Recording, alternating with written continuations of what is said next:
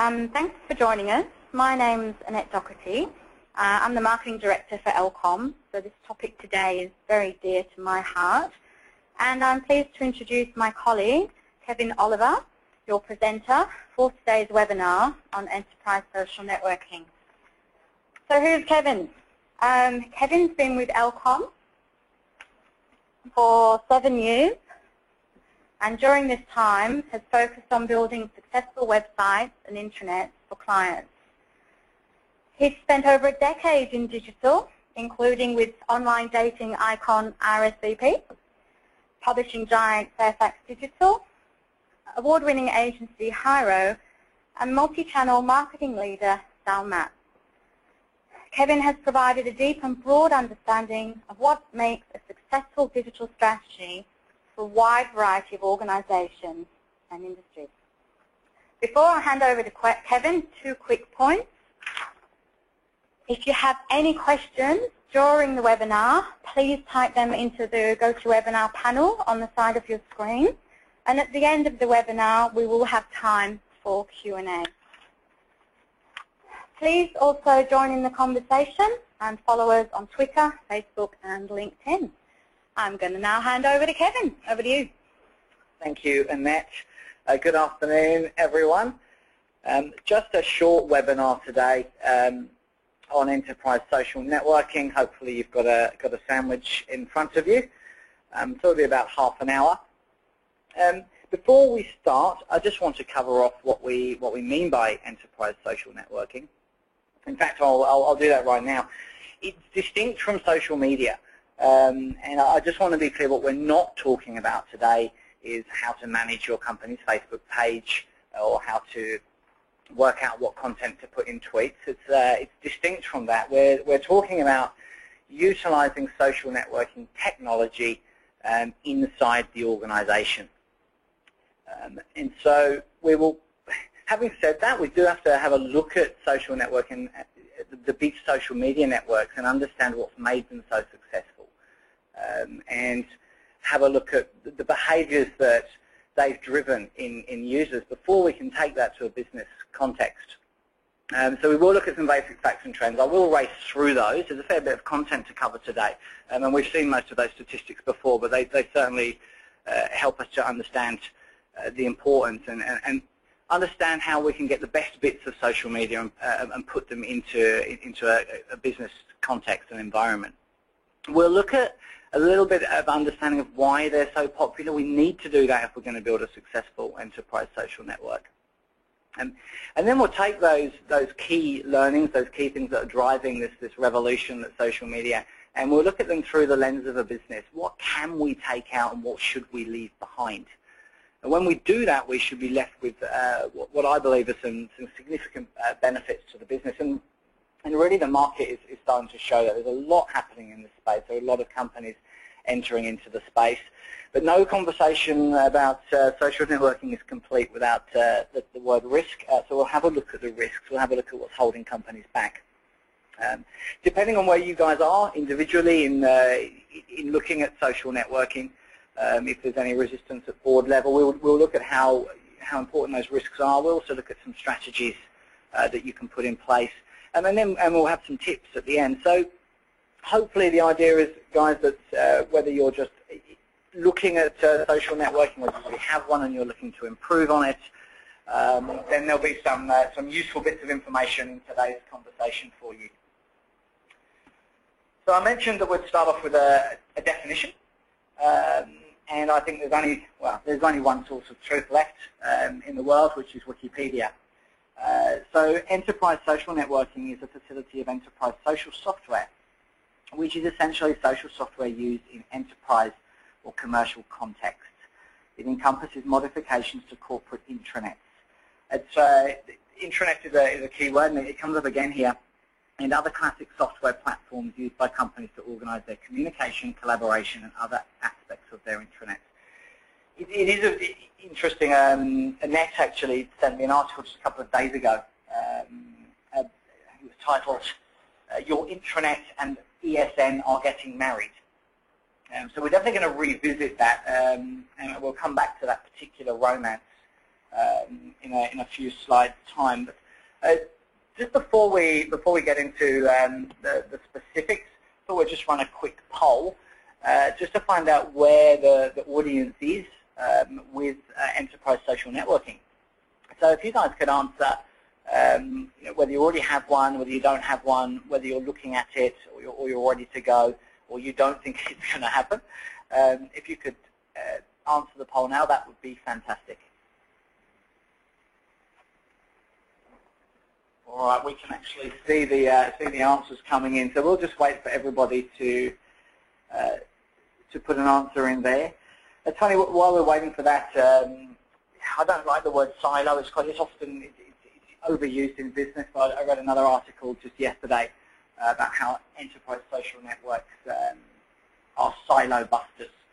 And we'll talk about the cross-functional conversations that social networking can help achieve. How are we looking with our results then? So we've got half of the audience, almost half, has a social network in place. And we've got a quarter of the audience that are currently looking at options, and some ready to go. So that's a good spread. That's quite interesting. And I think that's reflective of the market as a whole. As I mentioned, there is a lot happening. Thanks for that, guys. I mentioned that we do have to look at the social media platforms to get our core learning and understanding. So the basic stats, we'll go through this quickly. As I said, everyone's seen them. 1.1 billion, I think, is the current estimate for Facebook. We've all heard that if Facebook was a country, it would be the second biggest in the world. I don't want to think about what it might be like to live there. But the next one, I've picked on just one of those 1.1 billion, which is my mother, 66. She's also a grandmother. In recent times, she's progressed from a voyeuristic approach to Facebook to actually messaging me. And I think she even did a share on her post the other day for the first time. I'm pretty sure it was an amusing cat video. But why am I talking about my mother? Well, this is going to come down to the first thing that we can learn from social networking, and that is its fundamental success is that it's made it very easy for 66-year-olds to use this internet thingy and social networking really easily without any training or coaching, and that's the first takeaway. 500 million tweets. That's my LinkedIn. The other end of the spectrum, I think, to consider than my mother is what we call the digital natives. That's the younger generation, the people that are actually expecting instant connectivity. They have the ability now to Google anything they want and get an answer. They can go to LinkedIn and look in forums of expertise. These people expect that. These are either your current employees or your future employees. That's their expectation. And as a business, you've got to look at being able to deliver that to them.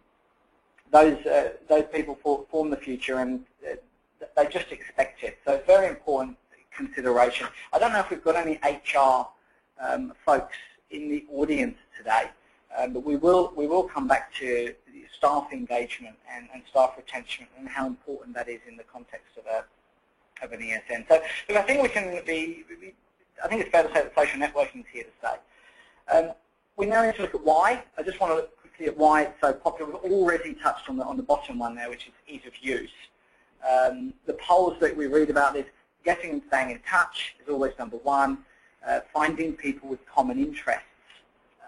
Number two, let's examine that a little bit more.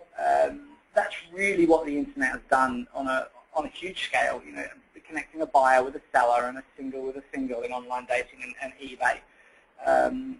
Our suburb has a buy-sell swap group, which our council loves because they don't have to do council cleanups anymore. You can get rid of all your old junk on this website. Somebody somewhere wants it. So common interests, and we will come back to that within the enterprise. Another useful takeaway from the big social networks. Organising events, that's come up in later polls. I think if you run a social event on Facebook and someone's not on Facebook, they're not going to come to the party. They're not even going to know that it's happening. But the most interesting study that we looked at was out of Boston University, and that digs a little bit deeper into understanding the uptake of social media and what drives it. And they came up with the fact that social media satisfies two very basic and very primary human needs: the need to belong and the need for self-presentation. And I think they speak for themselves. So those are the key, I suppose, the key aspects of social media that have made it what it is today, that have made these networks so enormous. But how can we look at that through the lens of a business? How can we look at that from your enterprise? What can we take away from that? So just to go back to those key points, staying in touch. Yeah, look, I think that's a given.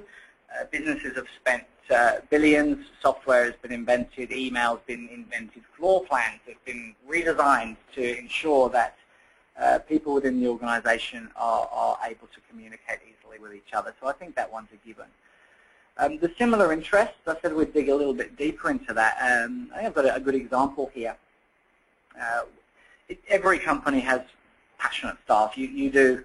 We have them here at Elcom, and we have a developer who in his spare time was dedicating himself to solving a particular problem involving debugging software or something beyond my understanding.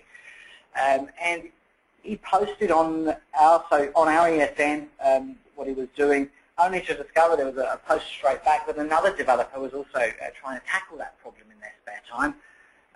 And needless to say that two minds work better than one, and they had a solution for it fairly quickly. There's a really good example already of some of the benefits that a social network can deliver.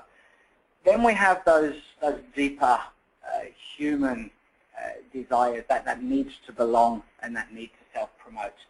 I think they're equally, if not more applicable in a business context than they are socially. Again, HR constantly working on ensuring that there is that the staff feel like they're part of a team, that they're part of the organisation. What can we do to make sure that everybody feels involved? Because that's how they're going to get the best out of them. And social networks clearly deliver that. Boston University research, that's a fundamental reason that they're so successful. The need to self-promote. Well, again, I would say definitely in business, the he who shouts loudest gets the budget and the resources. That's a thing of the past. The social networks give people opportunities to share their ideas more visibly and get them across the business, and be rewarded for them and recognised for them. And we will go into that in a bit more depth in a few minutes. And then there was the events that we talked about. But actually, I wonder if there's more. I wonder if there are things that we can take from putting an enterprise social network in that is above and beyond what the social versions do. And I think collaboration is key. There is a great opportunity through ESNs to change and improve the way that we collaborate using the same kind of interfaces and same kind of behaviour as the social network, but purely in a business sense. And it just occurred to me last night, I've just added this one, there's another useful aspect, which is pictures. I'll be enigmatic for now and leave that there. We'll come back to the advantages of pictures and what I meant by that.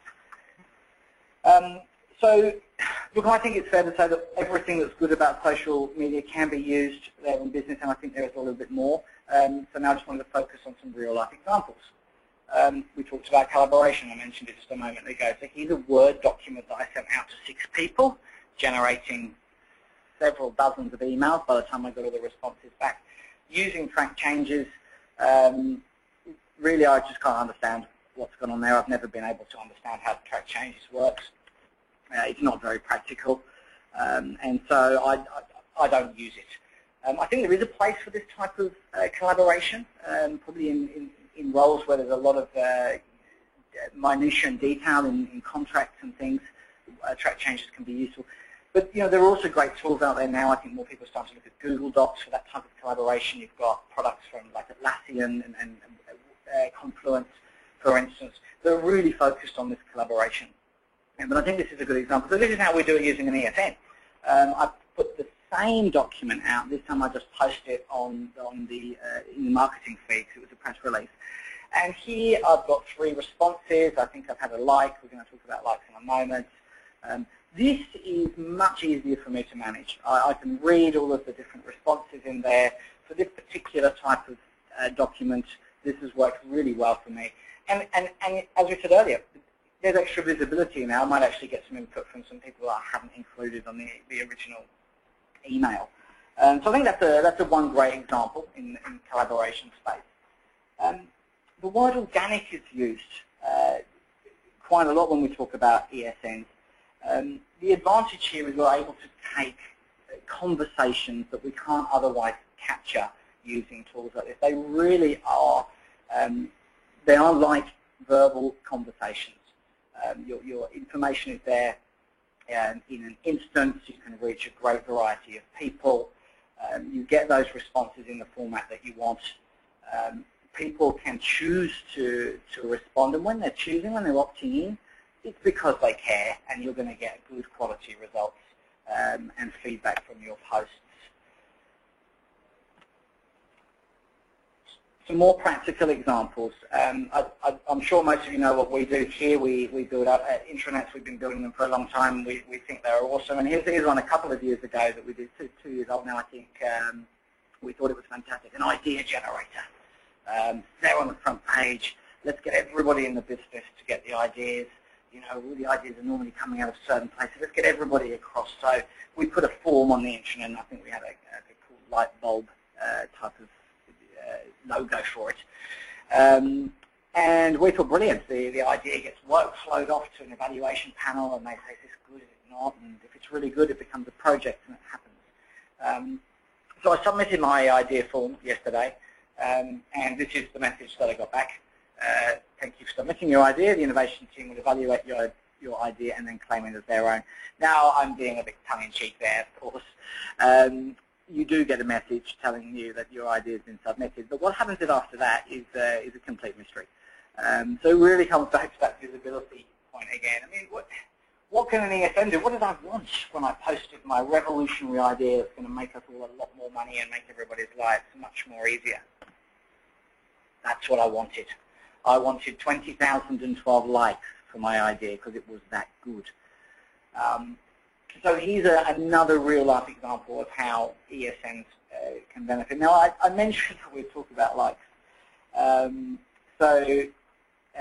Actually, we'll come back. We'll have a poll on likes because I'm intrigued. There's a lot of conversation going on right now in the market about how to gather feedback around content in enterprise social networks.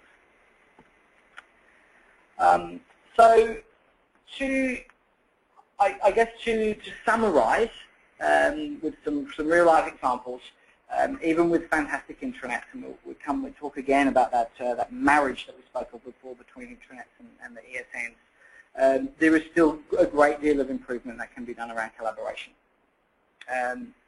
Now, don't quote me on this because we've been listening to people saying that email is dying. I've been hearing it for about a decade, and every time somebody says that, I come to work the next morning and it just appears that I've got more emails than I had the day before. So, yeah, don't quote me, but I think it looks like ESN is going to take reduce emails.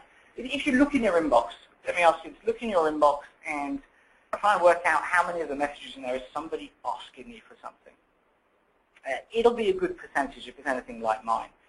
And the enterprise social network now enables people to ask into that network. And as we talked about that need for self-promotion, that need of belonging, people will answer. It is good for them to be seen to be answering. The organic growth of these networks, when people start asking questions, as long as it's in the right forum, shows great engagement and great company. So there's a possibility here that we could see emails reducing, particularly again with the track changes of the word example. I'm not sending out my documents quite as often as I was for feedback. We talked about that lack of visibility when my idea disappeared into the ether. And I think staff engagement, I talked about the HR directors. Bring your HR folks into this conversation, guys, if you're looking to implement an ESN, bring them in, because I'll give you some examples. We have some clients that use their intranets. Really, just the use of their intranet is a benchmark. The HR people are KPI'd against the amount of engagement that the intranet has, because the intranet has all of the right corporate communication. Within that intranet, when the ESN gets married to that, it also now contains that organic and conversational conversation as well. So everything's there. You can, I believe, get a good measure of staff engagement through how many posts people are making. So, as we mentioned again before, the digital natives, they're going to want this stuff before they even sign up. They're going to be, where's my app? I'm on the road. We have a lot of clients who have what we refer to as outside workers. So they're in the field, hospitality, retail, for instance. Those guys need to be connected, and they're expecting to be able to do it through an ESN type tool on their handheld device. And we'll touch on mobile in a short time as well. So to summarise on the benefits, I think with examples, what we can take out: collaboration, visibility, engagement. I keep harping on about it. I think it's very, very important. Measuring stick for how well engaged your staff are in your business. Learning, the amount of knowledge that's able to be shared between people that might not normally even have a conversation at the coffee machine is exposed. There's so much that can be learned through these networks. Mobile, I just alluded to it, the first time that we've really talked about it, which is interesting because it kind of gets into every conversation now. If you're considering an ESN strategy, you really should consider mobile. Think about your workforce. Think about the content. What content are they likely to use via their phone, and what content should you keep separate? You can build your whole intranet responsibly and give them access to everything, but you need to be realistic about what they're going to use, and that user experience becomes really important. A lot of people are looking at apps with just the ESN tool on the app. So I'm not going to read our entire policy on computer usage on my phone, but I might want to jump on my phone to ask a quick question while I'm on the road, or to swap a shift if I'm working in a branch. So mobile, keep it forefront of your mind when you're looking at ESN. It definitely plays a part. Ease of use, we talked about that with the example of the 66-year-old mother of mine posting things on Facebook. Pictures, I mentioned before, and we're seeing this a lot again with dispersed workforces. What we're seeing is, you think of a nightclub example, people can take pictures of villages, of dangerous things, post them immediately at festivals, any kind of outside workers. Councils are looking at these types of apps. I mean, these types of apps are making it into the public domain. You can take a picture of some graffiti and then post it straight through to your local council to have them come and clear up. This is just as important and valuable inside the organisation. If you're responsible for a branch or for some outside work, this gives you the ability to easily capture visually the issue and post it. And it's very easy to slip through the negative stuff there, but there's also use pictures to celebrate the great stuff. You know, you might work in construction, you've got a lot of people out in the field, they may build something awesome using a new piece of technology or a new material, take a picture, post it back to the ESN, share the success, share the information that this new material works really well. So I think there's a lot of benefit there, and then hopefully some of those benefits have resonated with you guys, and you can see how you can apply them within your own organizations. Just to conclude on the benefits, I just wanted to go back to those primary motivators, primary human Maslow hierarchy need discussion that research paper produced, and my personal desire for 20,000 likes. Here's a quote from somebody that started using an ESN, I get nervous talking in large groups, and I get nervous meeting new people. I guess people would call me an introvert. Online, however, I'm an extrovert. I have a lot of domain knowledge that I love to share. I love to be of help to my colleagues, and I find it easier to do online. So there's another benefit in there for me as well, which is these types of ESN tools and networks, they can bring out a lot of the introverts in the business, people that generally aren't comfortable shouting as loud as they can, but are happy to post their domain knowledge online. So there's another advantage there, I think. Okay, so we just ran the poll on likes. I mentioned it earlier. It's just a raging debate going on in the online world at the moment on what to do. Just while we're talking about feedback and input, don't forget you can fire questions in through the webinar as well. So we have got a bit of time to put some questions at the end. But looking at the likes, there's several ways. You can put a feedback form, and then we've got a pretty even spread from the audience on what to use. In my view, I think I'd opt for the last one. It depends. It's a real balance, like anything else, on the expectations for the user versus the depth of information and feedback that you need. So I think it depends on the content you're posting. If you really just want to get a sense from the business about something, likes are a great way, because you'll get loads of them because it's easy for the user.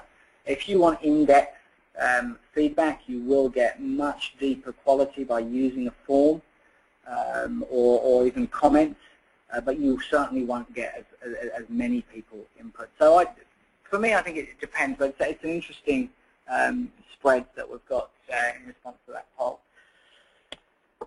Okay, so look, hopefully we've covered off the main benefits that we can derive from deploying social media type of technologies within the enterprise.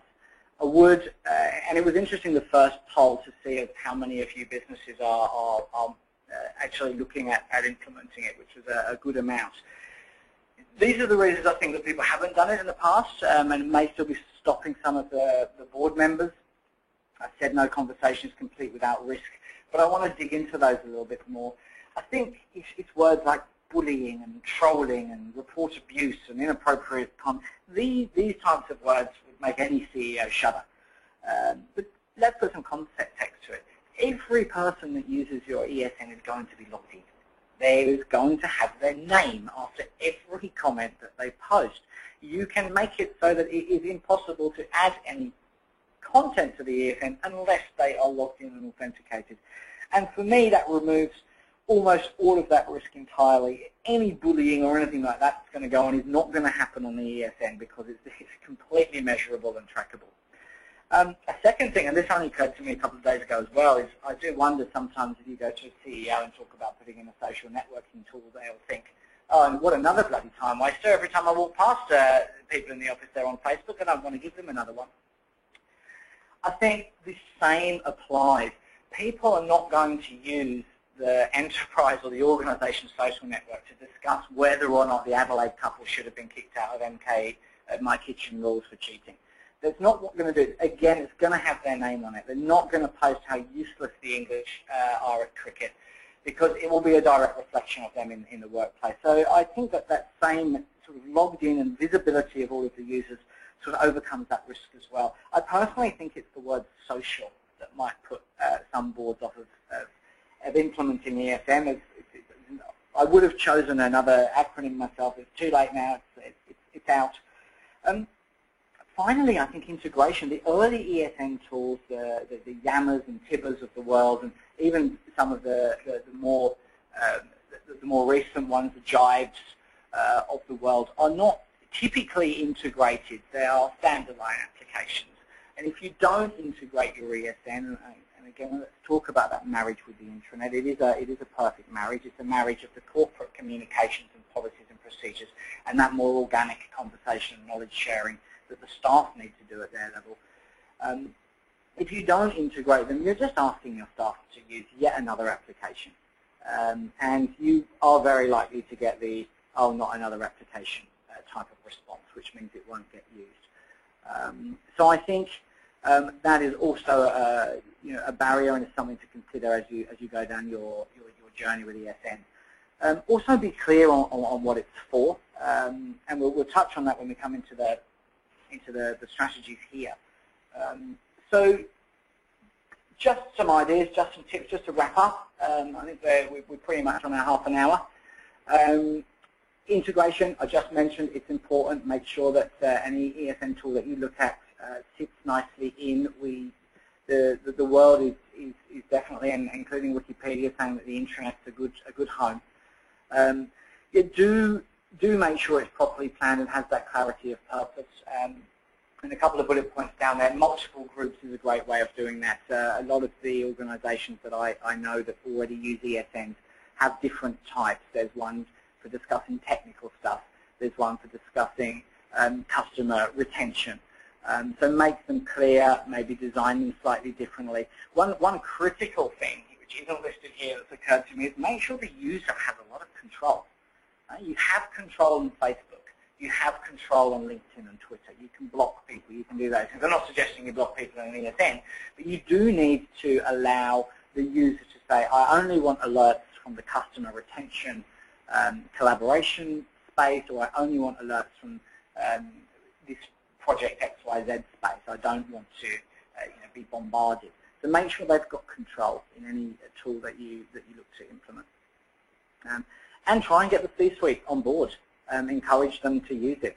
No one needs any training, but if you can get a few of the big hitters in the organisation to regularly contribute to some of the spaces in your ESN, it will certainly drive its use. So I think that pretty much summarises, I think, the chat that we wanted to have on ESN. Hopefully you've seen what we can take out of social media, and also what we can leave behind, what the benefits are when looked at through the lens of a business and an organisation. You can realise those benefits, and hopefully you've got some ideas about which way to go and some things to think about as you go down that path with your enterprise social network. Just to give a little bit of context, I think most of you know who we are, but we have a content management system. With 100 different modules. I mentioned that we build intranets. You can see on your screen the different types of application. You can see I've got intranet and social next to each other, and there should be one of those dotted lines, married 2015 there, and who knows how many children they'll have. I'm sure there'll be some other fantastic tools that come out of this relationship. So that's what we do here. If you want to dig it a bit further with us, or talk to myself or any of our other analysts and experts in intranet, internal communications, and enterprise social networks, you'll be able to find us. It's pretty easy to find us these days. We'll be happy to come up and or down and chat with you on an individual basis about your specific concerns or plans for your enterprise social network. So I think at that point I will just say thanks very much for your time. Do visit the website. There's some downloads on there. I hope you got some value out of the chat today. And I think I'll just hand back to Annette, and we'll see if we've got any questions. Thanks, guys. Fantastic. Thanks, Kevin. Before we get to the questions, I just quickly want to let everybody know that we will send a follow-up email. It'll have a link to today's presentation and a few other resources that we think might be of interest. The resource section on our website also has a lot of knowledge-based content for you. So, questions. So there's been quite a few there for us to have a look at. So I think the first one we might tackle is for Kevin. Why is social collaboration so hard to implement? Oh, okay. Look, I think hopefully I covered this off in the webinar there. I think I think it's for me the biggest sticking point is that integration is where to put it, where to start. There are a lot of tools out there, and there are mobile-only tools, there are standalone tools. It's a bit of a minefield for organisations to go out there and work out where to start. You definitely need the buy-in, I think, from the board as well. Without that buy-in, I think you might struggle to get it across the line.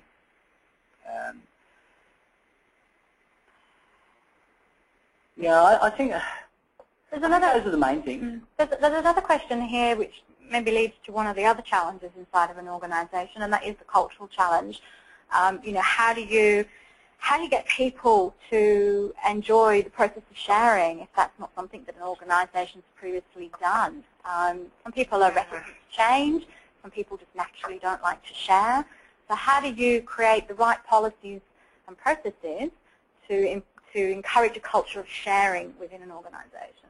Yeah, that's a great question. I love that. This is a fascinating area. I think it comes down to the governance and the control and how much you put on to your social network.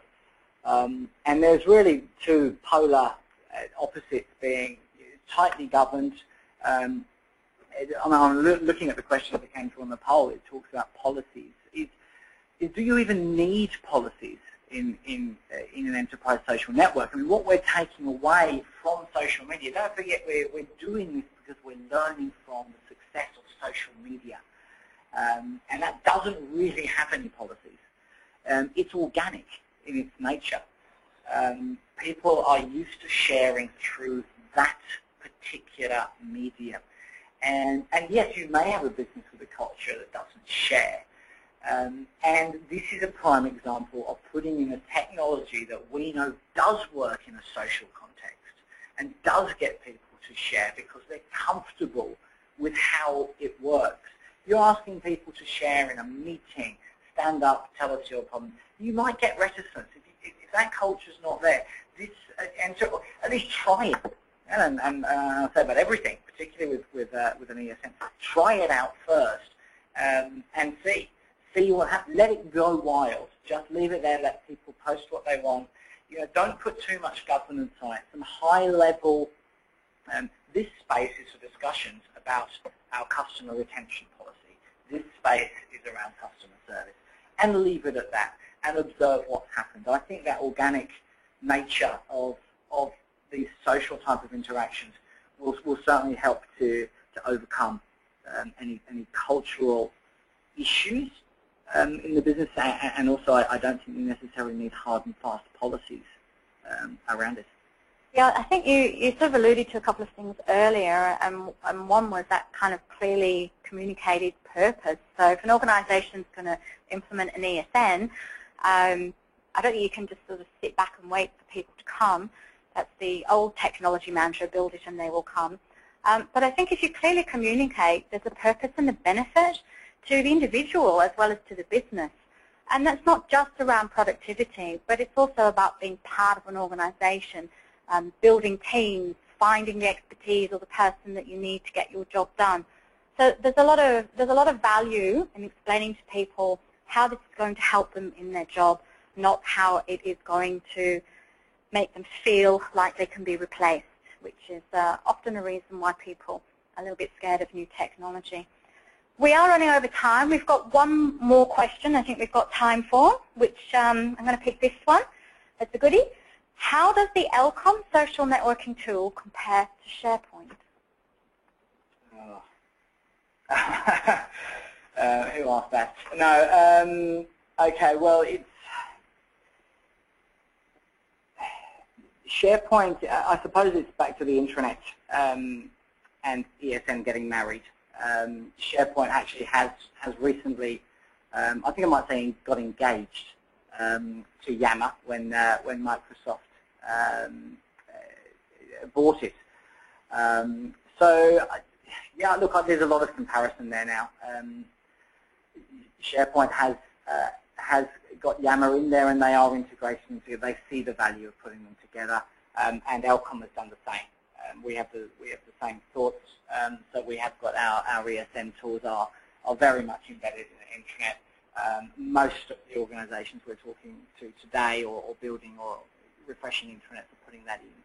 So without getting into any specific details, they're comparable. The Elcon one's probably a bit easier to use, but yeah, it's fair. Yeah, look, I'll have to vouch for that. I'm fairly new to Elcon, and I was delighted to find that our CMS, our website, worked beautifully with HubSpot, our marketing automation tool, and that our intranet, which is called Yeti, affords me the opportunity to engage the whole organisation through the social networking tool on all of the activities that we're doing. So it's great to walk into a new job and it's all there in place and everyone's used to doing it. Couldn't ask for anything more. So look, I think on that note we might have to leave it there. So we thank you all for your time, and yes, please look out for the email that we'll send through with a link to this presentation. Enjoy the rest of your day. Thanks everyone. Thanks everyone. Bye-bye.